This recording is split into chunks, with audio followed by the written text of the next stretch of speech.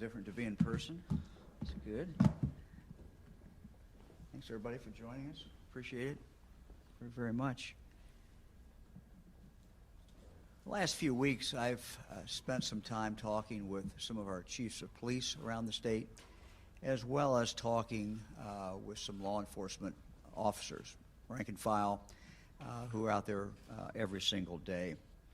One of the concerns that I hear from law enforcement is morale, low morale, and a real concern expressed by the chiefs, but also by officers who are out there every single day about more officers retiring and fewer people who are coming forward to serve.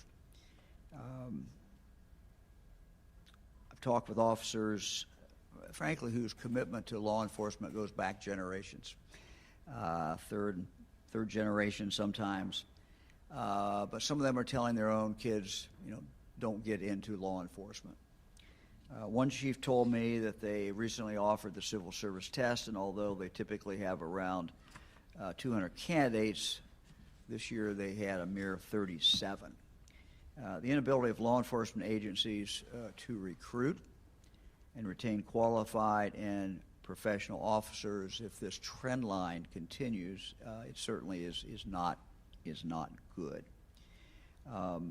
Failure to keep the ranks of our law enforcement agencies full has the potential to create a public safety crisis in this state. During this time where we are seeing more violence, that is an additional challenge, an additional problem. In June of last year, we created the Ohio Office of Law Enforcement Recruitment to help local agencies address these very issues and to assist them in recruiting good candidates qualified for the job, particularly minorities. Sarah Shendy, the director of that office, will talk in just a few more minutes about the immediate efforts that the office is undertaking to help law enforcement with recruitment and to help law enforcement with retention. But first, I'd like to announce a new long-term project we're launching. The project is to recruit law enforcement candidates and to equip them with the skills they need for a successful career before they ever put on a badge. The Office of Law Enforcement Recruitment's new College to Law Enforcement Pathway Program, College to Law Enforcement Pathway Program, will connect criminal justice programs at colleges and universities in Ohio with law enforcement agencies across the state to mold our next generation of law enforcement leaders. By linking criminal justice majors with seasoned law enforcement mentors during the students' junior and senior year in college will really, I think, go a long, long way. It will give these majors some real-world experience. It will be similar to it is in fact a mentoring program. You could even refer to it as a co-op, where they'll actually go out and be with these law enforcement mentors. They will be guaranteed as part of the program a job as soon as they graduate. A couple of weeks ago, I had the chance to discuss this entry-level leadership development program with a group of chiefs and mayors. They were very excited about the prospect of this program. We are going to start with a pilot project that will involve Cedarville University and Central State University. We're grateful to have representatives from participating law enforcement agencies here today, as well as several members of the Office of Law Enforcement Recruitment's working group that worked to develop this program.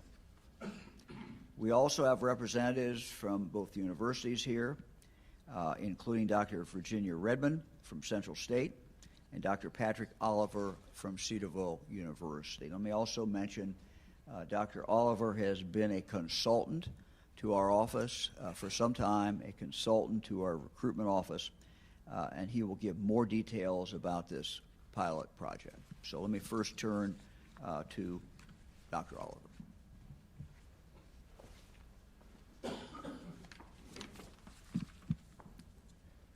The College of Law Enforcement academic program's goal is to create a pool of highly qualified college graduates that include minorities and women for participating law enforcement agencies in the state of Ohio. The Office of Law Enforcement Recruitment wanted to reimagine how to identify, select, and develop entry-level law enforcement leaders.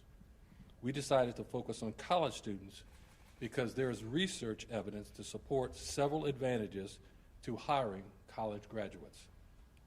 The following are among the most significant advantages: the positive relationship between college education and job performance, supervisory ratings, and promotion. College education does not have an adverse impact on the recruitment or retention of minority candidates. College education enhances critical thinking skills.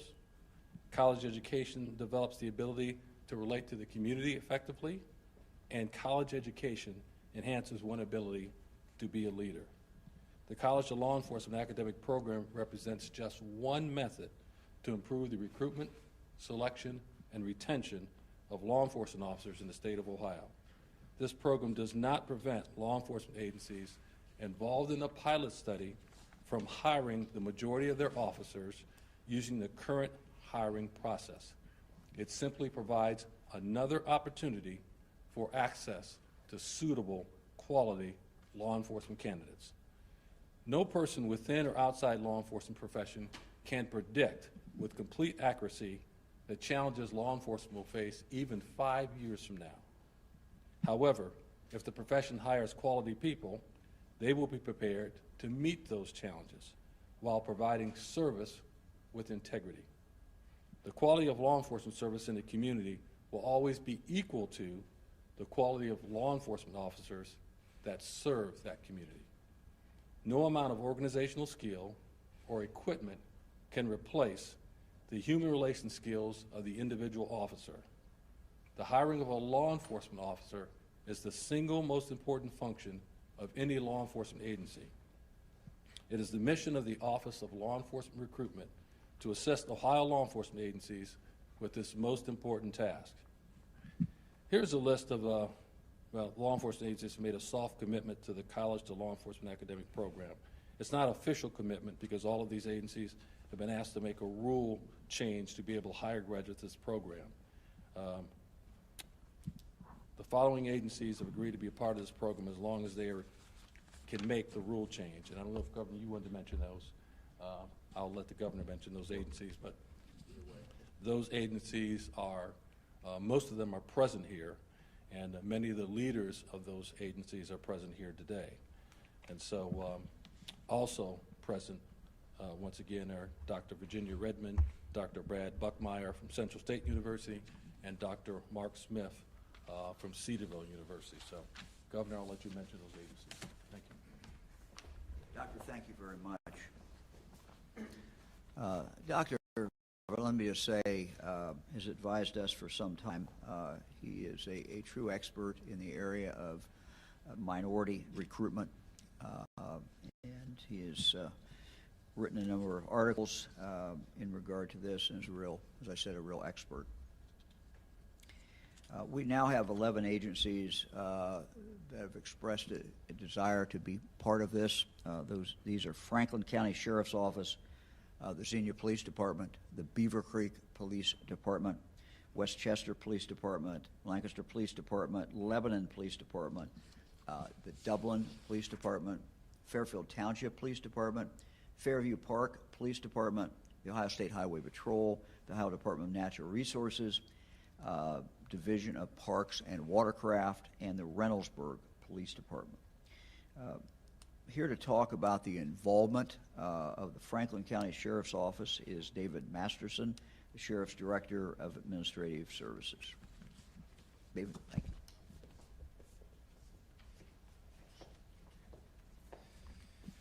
Good morning. As mentioned, my name is Dave Masterson, the Director of Administrative Services for the Franklin County Sheriff's Office. Part of my role is oversight of our human resources. The Sheriff's Office is committed to developing and implementing the best recruitment and hiring practices available in order to serve every resident of Franklin County. We're always looking for avenues that afford us the opportunity to engage more candidates as potential employees with our office. And on behalf of Sheriff Dallas Baldwin, we're pleased to be accepted as a partnering agency for the College to Law Enforcement Program pilot project. We believe that our experience and expertise can be mutually beneficial as the program continues to grow. And one of the main things that drew us to this project is we love the fact that while we continue our traditional hiring processes, we know that this particular process with the two partnerships with the two universities is ongoing in the background, and at the end of it, we're going to have viable, vetted candidates that we can offer employment to. That's great. Thank you very much. Yep. Appreciate it. Thank you. So again, this is a long-term program that helps criminal justice majors develop their skills, and it does it in the combination of the academic as well as actually being out with officers. We also know there's an urgent need for qualified candidates right now. I'm going to now ask Sarah Shendy can talk about some of the other initiatives that we've been working on to help law enforcement agencies recruit qualified officers. Sarah? And Governor DeWine, thank you for the introduction.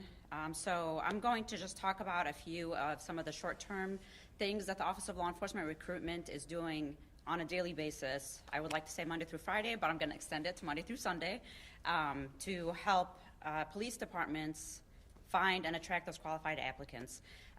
First thing that I wanted to mention is we have monthly newsletters, and they do address topics under the umbrella of the selection, retention, and recruitment of law enforcement officers. Governor DeWine announced a couple weeks ago our upcoming grant program that's going to be available to help out these departments. Our website is up and running. If you have not checked that out, please do. It has a lot of good and valuable information for those who are interested in entering the law enforcement profession. Dr. Oliver and I have been speaking at conferences.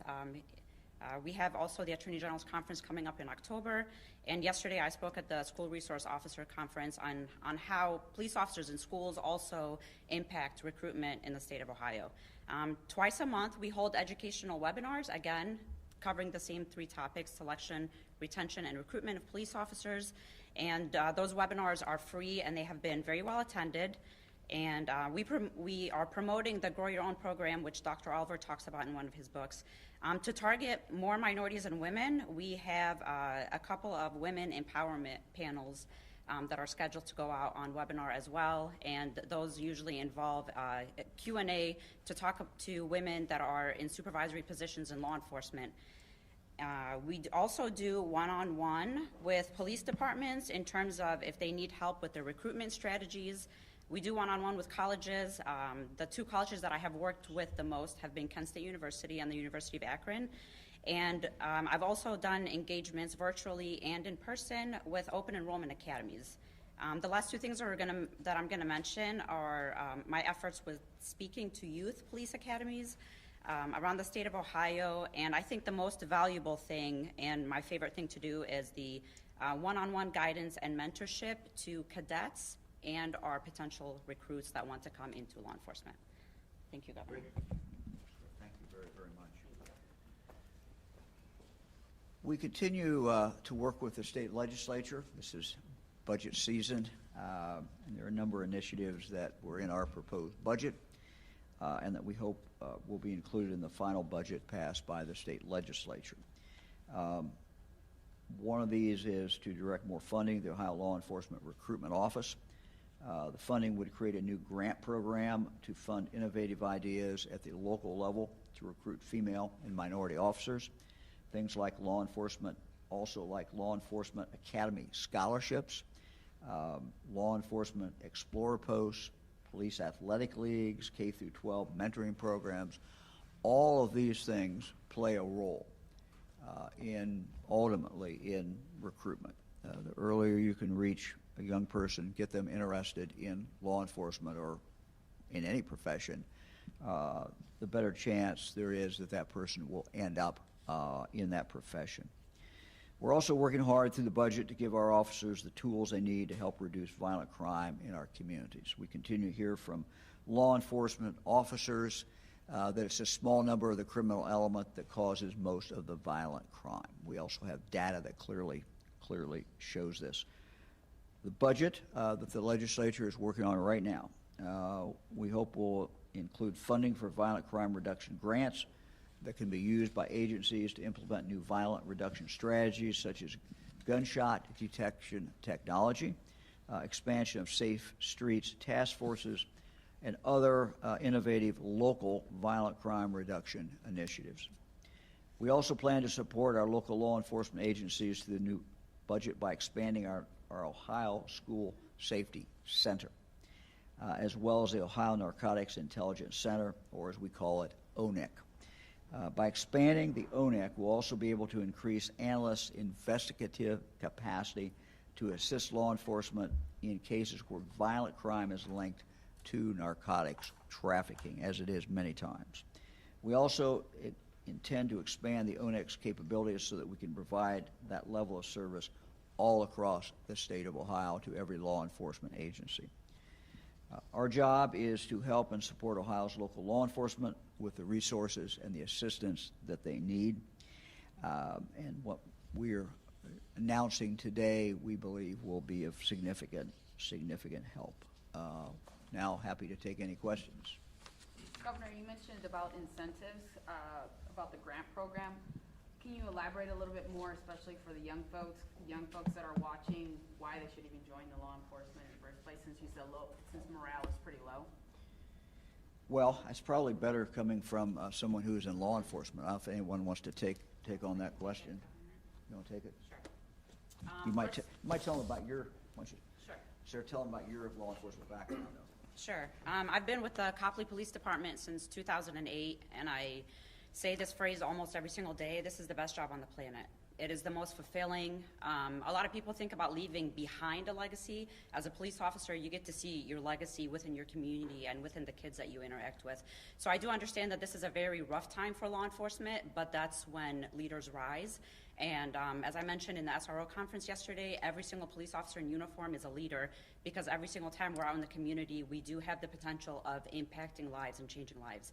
And although there are many professions in this great country of ours where lives are changed and saved every day, from teachers to doctors, no one does it under the conditions in which law enforcement operates every single day. 365 days a year, 24/7, we're out there making sure everybody is safe. So an incentive would be the fact that it's the best and most honorable profession on the planet, and you don't question if you're making a difference in someone's life. You go to bed knowing that you made a difference in someone's life. You may have saved someone's life that day, and that's unbeatable. So to me, that's a big enough incentive. Everything else is a plus. Thanks. Thank you. Who else? The Ohio Supreme Court just ruled that teachers cannot carry a firearm without police training. So while we have members of law enforcement here, love to hear some reaction to that. Anyone? Supreme Court decision just came out. I've not had a chance to read it. I just saw the headline, which is basically what you said. So I don't have any additional comment until I have a chance to actually look at the Supreme Court decision. I don't know if anyone else has a comment. Governor, is there a component of the pilot program that might address implicit bias? Is there something built into this that could... Yeah, let me ask. We'll take that, Doctor. We will have workshops for all of the candidates accepted into the program. So we'll be touching on contemporary law enforcement issues, and preventing bias-based policing will absolutely be one of them. So yes. How many students do you plan to enroll in this first iteration of the pilot? Well, Central State University has about 200 students. Cedarville University has about 50 students that are criminal justice majors. It's for traditional criminal justice majors only, and it's a pretty rigorous qualification process. So we'll take as many students that can get through the process. There's an academic. You might talk to them a little bit, Doctor, about maybe some of the qualifications they have to put. The pre-qualification says they have to have a 3.0 grade point average.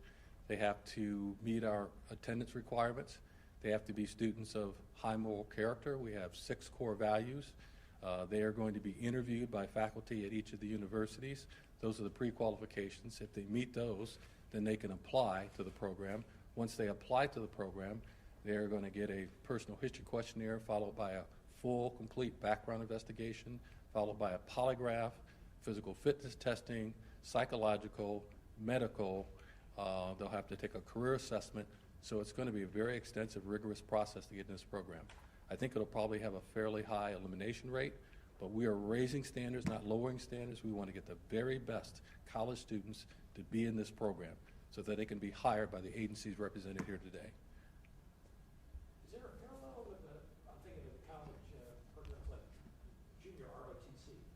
You get the kids in the pipeline, show them what that career is going to look like and the benefits, and then make that transition into their profession. Is there a parallel there? The parallel is as you described it. That's correct. There's some additional things that they don't do, but that parallel is correct. And how great is the need for this? The uniqueness of this program, it'll be the first in Ohio, but there are any other states who do this? This has never been done before. And so we're going to try something that's new and that's different, and we're very excited about it. So we're going to take college students the very best and prepare them for a career in law enforcement. Is this a common career path for criminal justice majors to begin with, or is it unusual for criminal justice majors to go into law enforcement? I don't know what the stats say on that, but certainly I would suspect that law enforcement of the 3 areas of concentration, law enforcement, courts, and corrections, seems to be the most dominant focus of college students who major in criminal justice. I guess what I'm wondering is, if this is already a career path for them, then what does this program do to kind of push them more into the direction of law enforcement? Is that what it does then? Well, this is really an honors academic program. We're going to take the very best students, we're going to mentor them, we're going to train them, we're going to develop them, and they'll be virtually guaranteed a job when they graduate. So it's a special opportunity for them. So when they graduate, will they be like a lieutenant? Is that the incentive, or how does the ranking or salary go? It's an entry-level law enforcement program, so they'll go into being a police officer. They could end up on Ohio State Highway Patrol. They could end up with the Ohio Department of Natural Resources. They could end up with Reynoldsburg PD, Fairview Park PD, any of the law enforcement agencies represented here in Ohio today, because all those agencies are participants. May I add something to that, Patrick? I think this is consistent with what we're doing more and more of every day, and that is to try to link education to the real world. Had the opportunity to speak yesterday to the new president of Ohio University. I've talked to several other presidents recently of our colleges and universities about this. And they are looking more and more to linking their students while they're still in college with businesses and getting these young people into internships, getting them into situations where they are actually working in that different profession or that particular business. I think there's no substitute. If you want to know whether a profession is what you really want to go into, being immersed in it is an excellent way of doing that. And I think, again, there's a real trend line, even from high school, college, with all kinds of different professions to try to get the students actually out with that profession or with that particular business. And so I think this is consistent with what we are doing in other areas as well. Governor, last summer you talked about getting better candidates and quite a few pieces of law enforcement reform. How much has been done on those points in the past year? Is this kind of the first step? Do you think there are still other reform that's needed in law enforcement? Well, that's multiple questions. Look, we've been able to do many things. I'm going to let Patrick talk about for a moment after I do. But we also have a bill pending in the legislature, as you know, and that bill is focused on police reform. It is focused on treating law enforcement as the profession that it truly is. So once the budget is done and the legislature comes back in the fall, I'm hopeful that they will focus on that bill because this is a bill that I think has real bipartisan support. I think it has support from communities. I think it also has support from law enforcement. So that reform bill is still pending in the legislature. So Patrick, I don't know if you want to add anything else. Governor, can I say Sarah, something? yeah. So I also wanted to add, in addition to what was said, that as a law enforcement profession, we can't wait on bills. We can't wait on massive change. We reform every single day. We reform after every encounter that could have gone better, after every traffic stop that could have been handled differently, after every, maybe a phrase was said on a domestic violence call that shouldn't have been said. We have to reform is incumbent upon us as individual officers, as departments. So all the things that are going on a larger level are great, and they absolutely help us, and we do need them. But reform is a personal responsibility, and it is something when we say law enforcement reform, I want you to think about we reform after every single encounter because we're human and we make mistakes, and we have to evaluate our decision making and say, okay, next time I'm not going to do this because it didn't work well. I'm going to do things this way. So we are in charge of our reform and also each other's. Do you think enough's been done over the past year to change after we saw so much unrest across Ohio when they called for change in law enforcement? Has enough been done? Has enough been reformed? Sure. So I don't think that we can ever do enough. I think this is an endless goal that we will always be pursuing, but I do believe that because of all of the hard conversations that we've had across the country, especially here in the state of Ohio, some of which I've been involved with, we are changing hearts within our profession as well as within communities. So yes, I do think that we have come a long way, and again, it's an everyday thing. When you look back at some of the incidents that have happened across the country over the last year or the last recent number of years, how disheartening is it for you and your fellow members of law enforcement to basically carry that stigma from other officers that have made other mistakes while there's other law enforcement officers that are doing the job the right way every single day? Sure, and without commenting on any instances in specific, I will tell you that, it goes without saying that the majority of officers are in this profession for the right reason, and it does feel very heavy to carry some days, but every single day we have to lead by example. We have to go out there, we have to do what's right, we have to do what's expected of us. And I have had people, young and old, black and white, Muslim, Christian, Jewish, say, when I see a cruiser, I feel scared. And it's, again, incumbent upon me, and it's my responsibility to change that in their mind. I have to be the change that I want to see. I'm not going to put that responsibility on anybody else. So it is a hard thing to carry, but again, great leaders rise during the most challenging of times like we've seen in history, and that's no different than what's happening in this country today. Let me just add one thing. This is not an easy time to be in law enforcement. And it really is incumbent upon those of us in government and the public to make sure that law enforcement has all the tools that they need. And by all the tools, I mean training. This particular program we're talking about is a program really that's designed to develop leaders. People who are going to end up with a four-year college degree, people who will be able to have worked in law enforcement before they actually finally put on that badge. So it's exciting. It is not going to solve every problem, but it's one step forward that I think will make a big difference. But we have to continue to examine, are we doing enough to provide the training and help that law enforcement needs so that every law enforcement officer can live up to their God-given potential. That's our job. Talking about the program, you said it's for criminal justice majors. A lot of them, if they already go into law enforcement, talk about how difficult it is to get into this program. Why would they do it? Why not just, cruise through and get their criminal justice degree and go out on their own? It seems like it's harder. I think people like to be challenged. They want to do something that's very difficult. This is going to be an elite academic honors program for students who want to be mentored. They want to have a field experience. They want to get special training. So it's going to be a great opportunity for them.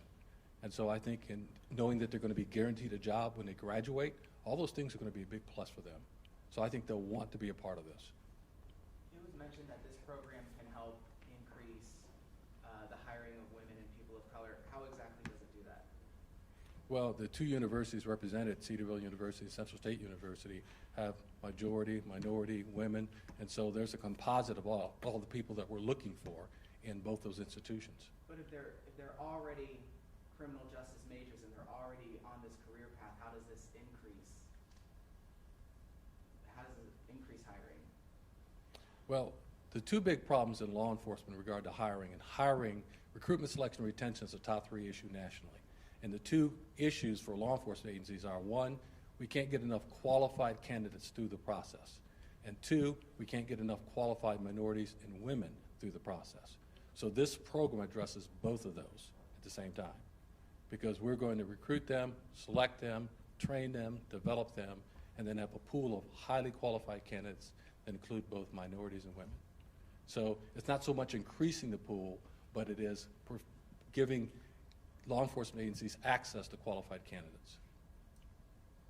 Governor, have you spoken with the president recently? He's supposed to be talking about just the increase in just violence across the country. I know he's supposed to be speaking with a lot of leaders in law enforcement and governors and things like that. So, you know, any ideas you've given him of what Ohio is doing?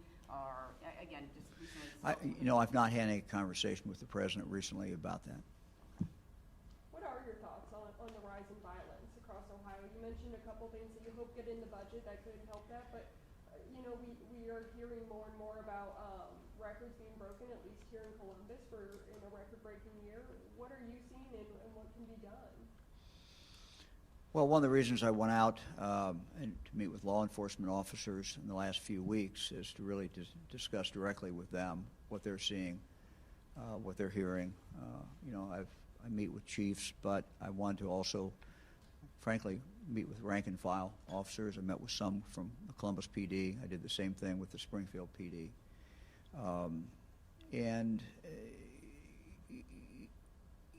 It is a difficult time, but we have to support law enforcement. We have to make sure that they have the training they need. We have inconsistent training in the state of Ohio. We're here in Columbus. Columbus PD has their own academy, get great training. But we have other law enforcement agencies. Not only don't they have their own academy, but they can't afford to have the officer go away for any period of time because there's only a few people on the force. We've got over 900 police departments in the state of Ohio. So, most of them are small. But if you live in a small town, if you live in a village, if you live in a township, you deserve to have the same policing as somebody that lives in a city. The same thing for the officer. That officer who works, in a small village can have a domestic violence case just as easily as an officer in a city can. So we have to work more on training. Frankly, we have to put more money in training.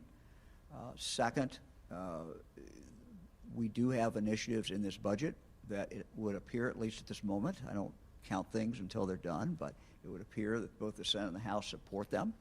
And so things that I talked about there, I think will be in the final version of the budget. Third, we have a bill that when the legislature comes back in the fall, I hope that they will address. And there seems to be starting to emerge a consensus. And that is violent repeat offenders need to be locked up and they need to be taken off of our streets. And we did a study when I was Attorney General back in 1970, 6-7 years ago now, I guess. And we went back from 1977 to the present, looked at every felony case, every felony conviction in the state. What we found is that it's exactly what police officers tell us. It's a small number of the criminal element that commits all the violent crime. So what do? We need to target those violent repeat offenders and remove them. The bill that we have will do that. It does it by saying that if you commit a crime, a violent crime, and then you're caught again with a gun, which you're not supposed to have, that the judge can impose a very significant sentence. That will help change things on the street. So there's not any one thing, but these are 3 solid things that will, in fact, make a difference. Governor, could you talk before we end here? I want to have you talk about the Maximilian wrap up tonight and your impression, your analysis What's your phone number? About 7 o'clock, so if it rings. Your analysis of how much this has done for the state Yeah. of Ohio went up very big and then went down and traveled off, but the lasting impact of vaccinating on getting more people to sign up. Yeah, first of all, let me kind of describe where we are based upon my conversations with experts. Summer looks good. We're moving forward. The real concern among the experts, and we'll be bringing some of these experts to do some public, do some press conferences. But the concern is what happens in the fall and what happens in the winter. What happens when the kids go back to school? What happens when we are inside more? So those are concerns. Now, the good news is we have vaccinated a significant number of our population. We're at about, if you look at adults, we're at about 58%.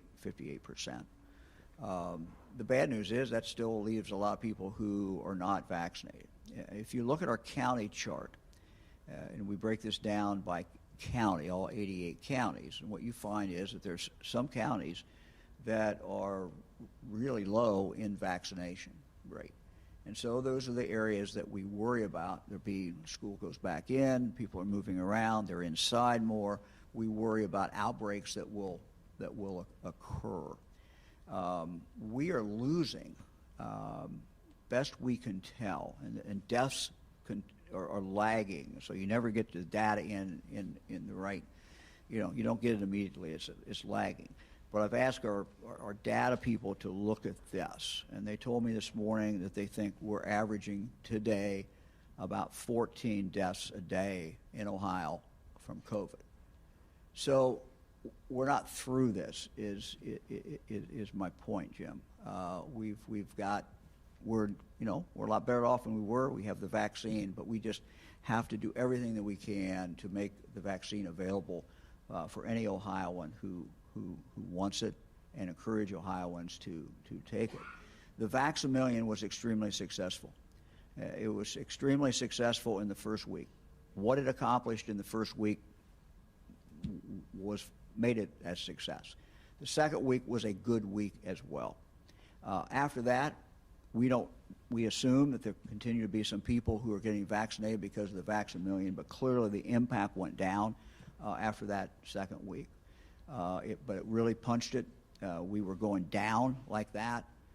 It took us back up, and we've had a lot of people who've been vaccinated, either who wouldn't have gotten vaccinated at all, or who were vaccinated earlier than they would have been, and that matters as well.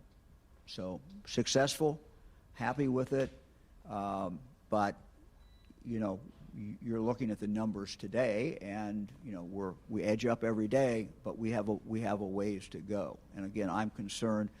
As happy as I am to have this press conference in public, as happy as I am to go to a Cincinnati Reds baseball game, as happy as I am to go out fishing with my kids and grandkids, and do all the things that we all like to do, that I'm doing and Fran's doing. The concern is what happens in the fall. Kids are back in school. What happens when we get inside more and into the late fall and then into the winter? With the variants that are in fact out there, that is the concern. Any other incentives in the pipeline? We set the Maybe. stage for others to follow. Maybe. Anybody else? Just to ask one last question about the program itself, and to any officers here. I mean, you guys are obviously trying to boost who exactly represents you, but what are you guys doing to improve community relations with the public? Because there's clear that there is a lack of trust between law enforcement and the public itself. Will this program help that, or are there other things that you guys are currently working on?